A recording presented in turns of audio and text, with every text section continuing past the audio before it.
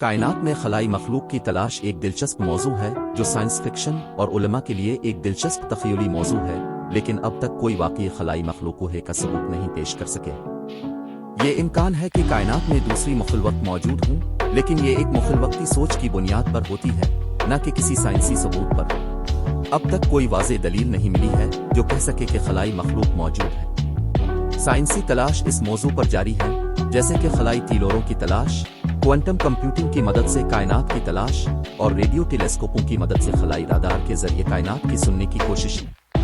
लेकिन अब तक कोई कतई सबूत नहीं मिला है कि खलाई मखलूक़ात वाकई मौजूद हैं। ये एक इंतहाई दिलचस्प मौजू है जो साइंस और तख़य्युल दोनों के मैदानों में मवाद फराहम करता है, लेकिन अब तक हमारी जानिब से कोई वाज़ेह तस्दीक नहीं की गई। Goldilocks zone, golden locks zone की बजाय golden locus zone, golden locks zone चिक के तौर पर लफ्ज़कारी की खता हुई है।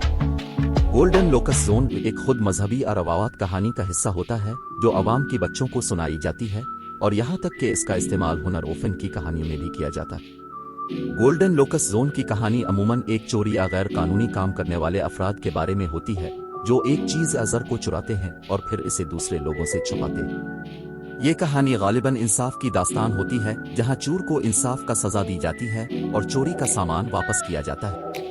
ये कहानी अक्सर गोली लॉक्स का खुरमा नारियल के एक चोरी की बना पर मशहूर होती है, जिसने एक जर से गोल्डन लोकस के मकाम की खुशबूदारी को खराब किया था और बाद में इंसाफ की दास्तान के तहत सजा पाई।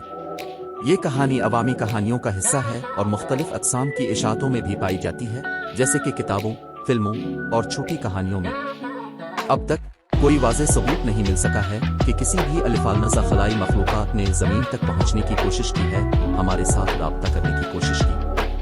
हत्ता के साइंस की रोशनी में भी अब तक ऐसा कोई दलील नहीं है जो खलाई मखलूक़ात की वजूद की तस्दीक करे। साइंसी तलाशों का हुसूल अदम कामयाबी ऐसी बातों का असर भी होता है जो खलाई मखलूक़ात के वजूद को मंजूर करती है, लेकिन ऐसी कोई तस्दीकी सबूत नहीं मिले हैं जो इस बात की ज़रूरी तस्दीक करते हैं कि दूसरी खलाई मखलूक़ात हमारे साथ राब्ता कर रही हैं या हमारी तरफ आ रही हैं। खलाई मखलूक़ात के वजूद को डिस्कवर करने की कोशिशों में अब तक कोई मुस्बत नताइज नहीं मिले हैं, और ये एक मौजू है जो साइंस के ज़ेरे एहतिमाम रहा है।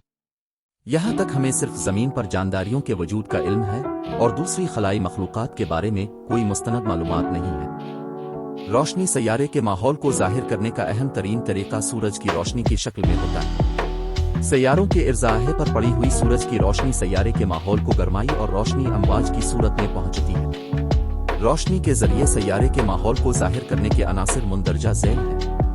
एक रंग और सतह, सैयारे की सतह का रंग और जज्ब कारित रोशनी को किस तरह जाहिर करते हैं। मसलन सैयारे की सतह की रोशनी सफ़ेद होती है तो ये धूप की रोशनी को ज़्यादा जाहिर करता है, जबकि कोई सैयारा सियाह होता है तो वो रोशनी को जज्ब करता है। दो जोड़, सैयारे की माहौल में मौजूद तबीई जोड़ और तबीई चमकने वाले मवाद भी रोशनी को पुरसुकून करते हैं। तीन जज्ब, सैयारे के माहौल में मौजूद गैसों की जज्ब कारित रोशनी की सबको मुख्तलिफ तरीकों से पुरसुकून करती है। मिसाल के तौर पर एक सैयारे की जगह में कार्बन डाइऑक्साइड की मौजूदगी रोशनी को इख्तिताम पजीर करती है और हरारत को जाहिर करती है। चार मंजर आम, सैयारे के माहौल में मंजर आम की अहमियत होती है क्योंकि इससे सैयारे की रोशनी को जाहिर करने वाले मवाद की फैलाव और मंजर आम की खुसूसियात का असर पड़ता है। रोशनी के जरिए सैयारे के माहौल को जाहिर करने में इन तमाम अनासिर का मजमुआ होता है जो सैयारे के तबीई वसाइल और साख्त की खुसूसियात पर मुनहसिर होते हैं।